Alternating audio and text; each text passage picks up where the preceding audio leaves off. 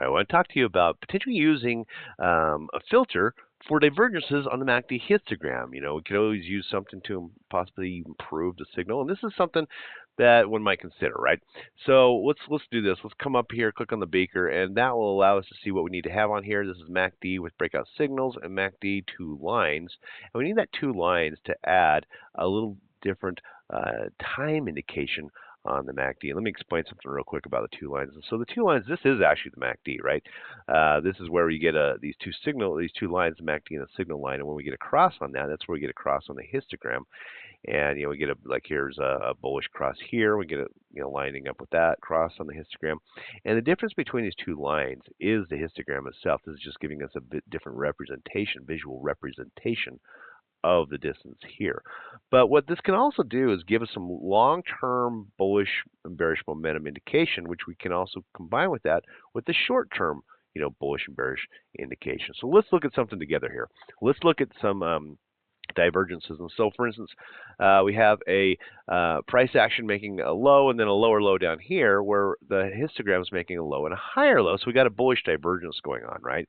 Well, if we look at the two lines, notice how it does not do confirmation, or it's not confirming what the MACD histogram is telling us. And so, this maybe wasn't the strongest signal in here. And nothing's 100%, right? We got to keep that in mind. Nothing's 100%. But it does add a little bit of filtering to that potential signal. So like here we have, a low and a lower low on price. We look at the histogram, we have a low and a higher low, again, a bullish divergence, but once again, we do not see that confirmation with the two lines, and then continued on down. We actually see another one right here, a low and a lower low there, followed by a low and a higher low on the histogram, indicating another bullish divergence, but yet again, we do not see that confirmation on the two lines, and again, price was continuing on down in a way, right? Maybe on the flip side of that, we see a high and a lower high here. Maybe we should start up here and say a high and a higher high on price, lower high on the MACD. Just one dot, but hey, it's there. And so we're seeing this bearish divergence on price action in the histogram, right?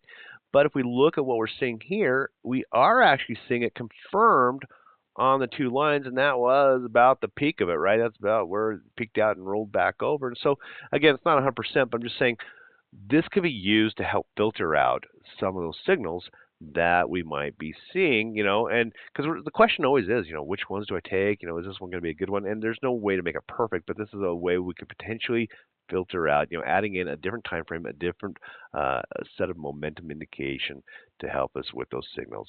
All right, have a good one.